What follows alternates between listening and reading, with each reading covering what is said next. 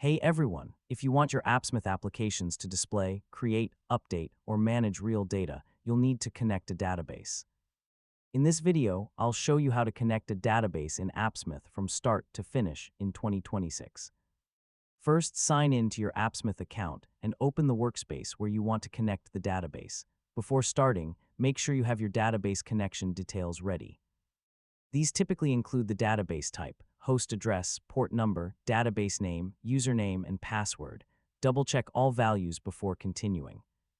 Even small mistakes in connection details can prevent the database from connecting successfully. After entering the information, look for the Test Connection option.